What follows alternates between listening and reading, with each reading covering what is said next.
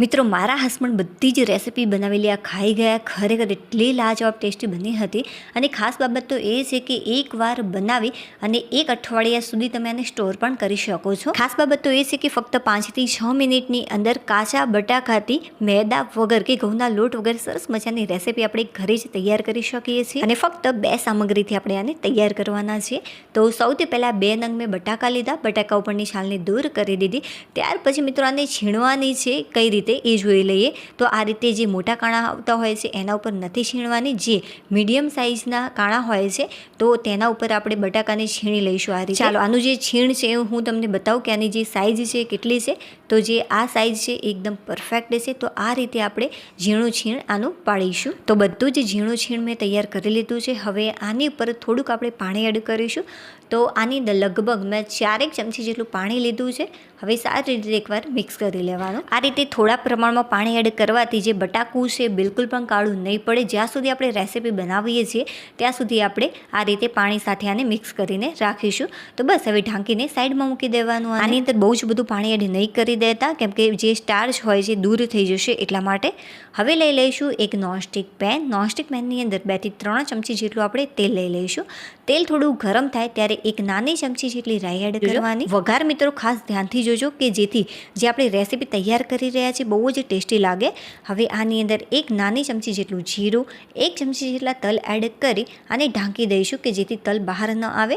હવે સારા એવા પ્રમાણમાં મીઠા લીમડાના પાન એડ કરીશું, 8 થી 9 નંગ જેટલા. 1 ચમચી જેટલું ઝીણું કટ કરેલું લીલું મરચું અને 1 ચમચી જેટલું ઝીણું કટ કરેલું આપણે સૂકું લસણ એડ કરીશું. ચોક્કસથી એડ કરજો લસણ, કે જેથી જેની ફ્લેવર છે ખરેખર બહુ જ સરસ આવે. જો તમે લસણ ન ખાતા હોય તો તમે આના વગર પણ તૈયાર કરી શકો છો. સારી રીતે એકવાર મિક્સ કરી લેવાનું. અને બહુ જ કૂક નથી કરવાનું, આપણે લસણ દાજી જાય એવું નહીં કરીએ. ત્યાર પછી થોડુંક આ રીતે બટાકાનું છીણ એડ કરી આ રીતે મિક્સ કરી લઈશું. આપણે બટાકાના છીણની અંદર થોડુંક પાણી મિક્સ કર્યું છે એટલા માટે ઢાંકણ ઢાંકજો કે જેથી છાંટા નીચે ન પડે. હવે બધું જ છીણ આ રીતે એડ કરી અને સારી રીતે એકવાર મિક્સ કરી લેવાનું. અને હા ફ્રેન્ડ્સ, જે ગેસની ફ્લેમ છે એ ક્યારેય ફાસ્ટ રાખવાની, ક્યારેય સ્લો રાખવાની. જો બધી જ ટિપ્સ ફોલો કરશો તો રેસીપી બહુ જ સરસ જ બનશે. તો જે ગેસની ફ્લેમ છે અત્યારે મેં મીડિયમ રાખી છે, બહુ ફાસ્ટ પણ નહીં અને બહુ સ્લો પણ નહીં. તો આ રીતે મિક્સ કર્યા પછી સ્વાદ અનુસાર એક નાની ચમચી જેટલું મીઠું એડ કરી સારી રીતે મિક્સ કરી લઈશું. હજી પણ આપણે એક વસ્તુ એડ કરવાની છે, તો એના ભાગનું પણ મીઠું અત્યારે મેં એડ કરી દીધું છે. બહુ બધા વધારે મસાલા આની અંદર એડ કરવાની જરૂરિયાત નથી.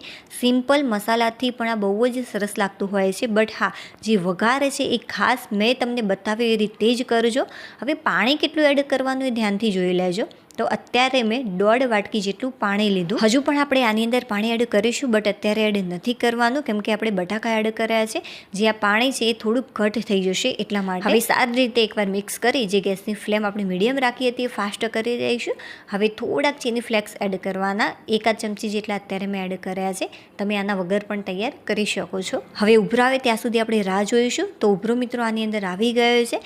હવે જે ગેસની ફ્લેમ છે થોડી વાર માટે ધીમી કરી 1/2 ચમચી જેટલું કાશ્મીરી લાલ મરચું પાવડર એડ કરીશું, કે જેથી થોડોક આનો જે કલર છે ડાર્ક આવે એટલા માટે. હવે સારી રીતે એકવાર મિક્સ કર્યા પછી 1/2 વાટકી જેટલું પાણી ફરીથી એડ કરીશું, કેમ કે આપણે બટાકું એડ કર્યું છે, પાણી ઉકળવા લાગ્યું છે અને જે રસો છે એ થોડોક ઘટ થયો છે એટલા માટે. તો જો આની અંદર 2 વાટકી જેટલું પાણી હોય તો આપણે એક એવી સામગ્રી એડ કરીશું, એનું જે પ્રમાણ છે કેટલું રાખવાનું એ હું તમને આગળ કહું. પાણી એડ કર્યા પછી ગેસની ફ્લેમ ફાસ્ટ કરી દઈશું અને આ રીતે પાણી થોડું ઉકળવા લાગે ત્યારે એકવાર મિક્સ કરી લેવાનું. અને ત્યાર પછી આની અંદર થોડી સોજી એડ કરવાની. તો અત્યારે મેં 1 વાટકી જેટલી સોજી લીધી છે.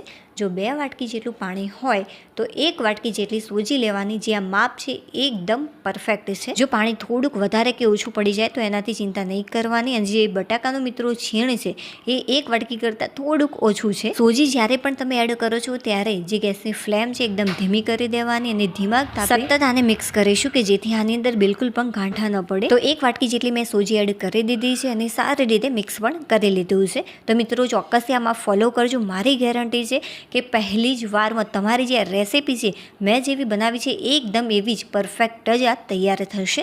હવે સારી રીતે આને મિક્સ કરવાનું. હવે મિક્સ કઈ રીતે કરવાનું એ પણ ધ્યાનથી જોઈ લેજો, કે આ રીતે થોડું પ્રેસ કરીને આપણે મિક્સ કરીશું, કે જેથી બિલકુલ પણ ગાંઠા ન પડે. અને જે ગેસની ફ્લેમ છે એકદમ ધીમી જ રાખવાની.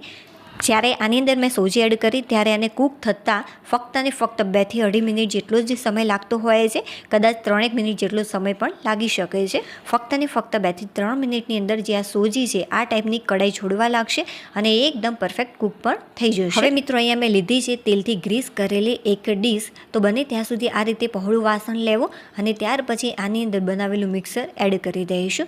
અને હા ફ્રેન્ડ્સ, મારી આ રેસિપી તમને થોડીક પણ પસંદ આવી રહી હોય તો પ્લીઝ વિડીયોને લાઇક કરી દેજો. ચેનલ ઉપર નવા હોય તો ચેનલને સબસ્ક્રાઈબ કરવાનું બિલકુલ પણ ભૂલતા નહીં. મિત્રો ખરેખર મારા ઘરના સભ્યોના અડધાના ભાગમાં આ રેસિપી આવી જ નહીં ખાવા માટે.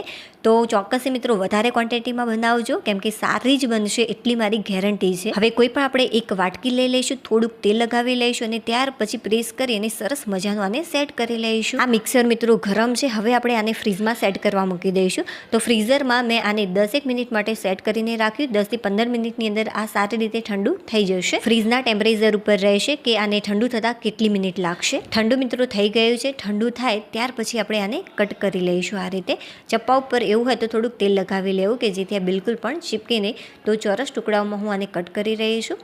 હવે આને સ્ટોર કઈ રીતે કરવાનું, તો આ રીતે ફ્રીઝમાં મૂક્યા પછી મેં કટ કરી લીધું અને જે આ ટુકડાઓ છે કટ કરેલા એને તમારે કોઈ પણ એરટાઇટ ડબ્બામાં ભરી અને ફ્રીઝમાં સેટ કરી દેવાનું.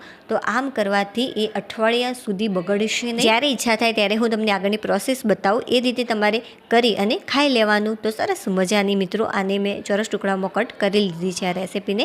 હવે ચપ્પાની મદદથી એકદમ આસાનીથી આ અલગ થઈ જશે, કેમ કે નીચે આપણે તેલ લગાવ્યું છે એટલા માટે બિલકુલ પણ નીચે ચીપકશે નહીં. હવે આને ફ્રાય કઈ રીતે કરવાનું છે મિત્રો એકદમ ધ્યાનથી જોઈ લેજો. તો જે તેલ છે એ સારું એવું ગરમ થયેલું છે.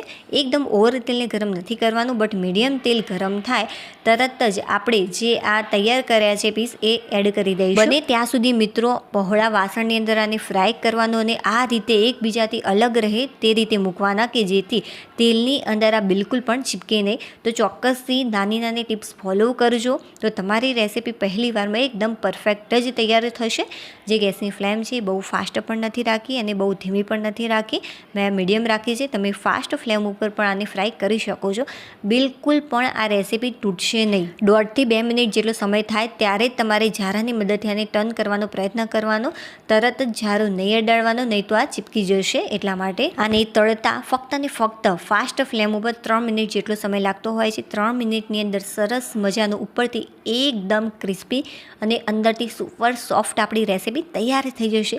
તો આનો થોડો કલર ચેન્જ થાય ગોલ્ડન બ્રાઉન રંગનો, ત્યાં સુધી આપણે આને ફ્રાય કરીશું. થોડુંક ડાર્ક કલર થાય ત્યાં સુધી. તો 3 મિનિટ જેટલો સમય થઈ ગયો છે અને સરસ મજાની જે આપણી રેસિપી છે એકદમ ઉપરથી ક્રિસ્પી થઈ છે અને અંદરથી સોફ્ટ. ચાલો લાસ્ટમાં હું તમને તોડીને બતાવું. આના કરતાં પણ જો વધારે ડાર્ક કલર થાય તો પણ ચાલે, પણ બને ત્યાં સુધી ડાર્ક કલર કરવાનો, નહીં તો આ ક્રિસ્પી નહીં બને. ચાલો આનો અવાજ સાંભળી લઈએ. તો બને છે ને મિત્રો એકદમ ક્રિસ્પી આપણી રેસિપી. તો મિત્રો ચોક્કસથી બનાવજો. વિડીયો પસંદ આવે તો લાઇક કરી દેજો. હવે આપણે ફરીથી મળીશું એક નવી રેસિપી સાથે. ત્યાં સુધી બાય.